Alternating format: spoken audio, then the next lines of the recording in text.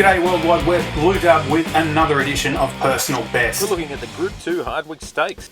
This is a race that was used by Fiorente and Jackalbury back in 2012 before they finished second and third, respectively, in that year's Melbourne Cup.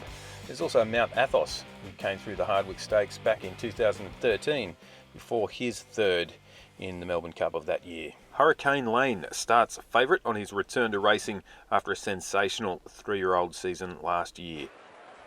And they're off. Hurricane Lane jumping out pretty well. Broome is sticking out wide early. Ryan Moore not joining the other runners in the early strides, and it's Solid Stone from Hurricane Lane. Broome is wide. Mostahdaf, Living Legend, back in 5th place. A gap of a good 4 or 5 lengths to Lafayette then, and away he goes at the back of the field. And visually it's looking a pretty good gallop heading down the hill towards Swinley Bottom. So Solid Stone nearest the rail. Hurricane Lane a little wider.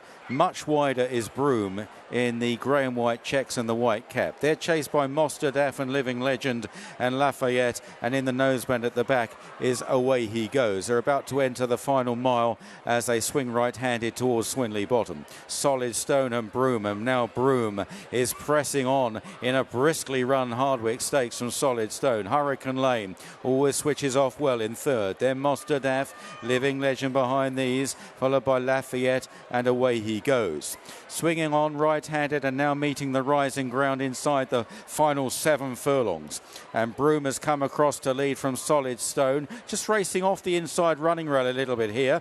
Hurricane Lane is third, still weighted with in the hands of William Buick as Broome continues to try and stretch them out, heading towards the final 5 furlongs. Behind Hurricane Lane is Mostahdaf, Living Legend, Lafayette, and Away He Goes. So heading on now towards the final half mile, and Broome pretty well committed here, leads by 3.5 lengths to Solid Stone. Hurricane Lane in third place, Mostahdaf inside the 4, then Living Legend, Lafayette, and Away He Goes is still at the rear. They race towards the final turn and heading on towards the 3 furlong marker, and it's Broome and Ryan Moore now just begins to push along, urging him along from Solid Stone. Hurricane Lane is pulled out wide by Buick, then Mostahdaf, followed by Lafayette. Wide Away He Goes and Living Legend. Broome still leads the way. Hurricane Lane on his first run of the season sent after him, not at the moment quite getting there. Then Mostahdaf and Solid Stone. Broome keeping up the gallop as they race inside the final furlong. It's Broome by 3 or 4 lengths to Hurricane Lane, getting a bit tired. Mostahdaf running on down the outside but racing up towards the line. Broome is a stout sire and he's absolutely relentless and he wins the Hardwicke. From Mostahdaf in second, Hurricane Lane third, Solid Stone for fourth. Broome sweeps to victory. Total domination, and he just keeps getting better. He loves a firm track. He was actually second in the Breeders' Cup Turf over in the US last year. He's nominated for the Eclipse in early July and the King George VI on the 23rd of July. That's the same distance as this race. Some pundits were not too surprised by Hurricane Lane's defeat. There was an expectation that he wasn't rock solid fit, as connections have pointed out. His main target is the Prix de l'Arc de Triomphe in October. Check the odds, pick a winner.